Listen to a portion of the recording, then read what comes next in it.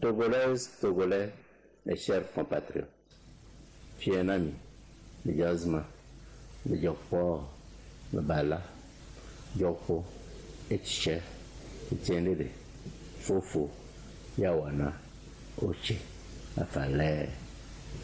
Je voudrais que cet effort de salutation dans des langues du pays soit le symbole de l'unité nationale dans le respect absolu de nos différences culturelles. Chers compatriotes de la diaspora, chers expatriés, je vous salue aussi en reconnaissance de votre contribution au développement de notre pays. Pour ce premier message, je voudrais surtout vous expliquer les raisons qui ont conduit Hadi à participer à cette élection présidentielle et à me désigner comme candidat pour défendre les idéaux du parti. Dans le parcours de sa lutte aux côtés du peuple togolais, Hadi a toujours œuvré avec détermination pour une unité d'action de l'opposition et pour un rapprochement des divers courants de l'opposition. Pour avoir participé à tous les processus de désignation des candidats uniques de l'opposition, Hadi a compris que la stratégie de candidature unique était plus source de problèmes et de divisions que d'unité d'action. Face à la volonté du pouvoir d'organiser cette élection dans les conditions difficiles que nous connaissons, Hadi a préféré écouter l'opinion des nombreuses populations avant toute décision. C'est ainsi que nous avons constaté que les électeurs ne souhaitaient qu'une chose, aller à des élections tout en ayant des appréhensions sur la capacité de l'opposition à contrer les multiples fautes du régime en place. Cette décision est le résultat de la mauvaise gouvernance et du manque d'intégrité de la classe politique dirigeante. Face à la volonté des deux partis ayant fait échouer les réformes de s'affronter seuls au cours de cette élection présidentielle, Hadi a décidé d'avoir un candidat et le choix des militants s'est porté sur ma personne.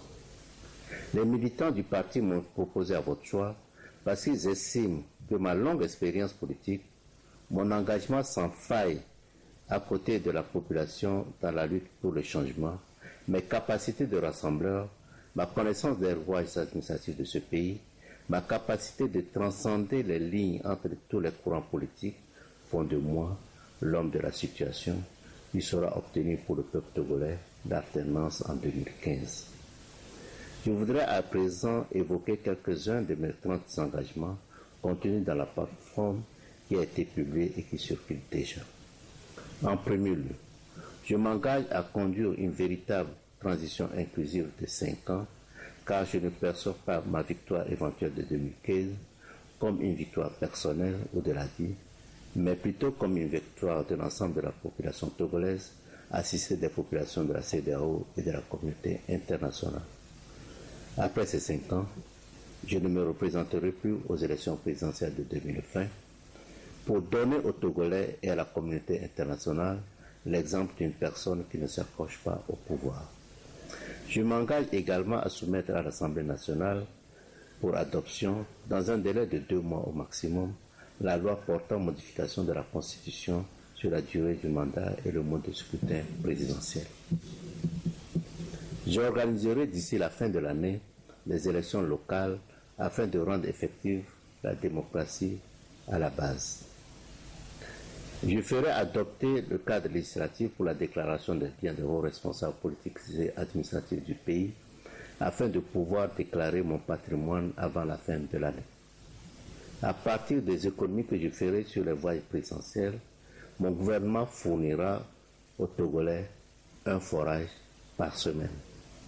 À partir des ressources issues de la suppression des missions partisanes du ministre de l'Intérieur, notamment de la sécurité, la dotation en carburant de tous les commissariats de ce pays sera triplée, ce qui leur permettra de faire face aux problèmes de sécurité publique, aux forces de défense et de sécurité.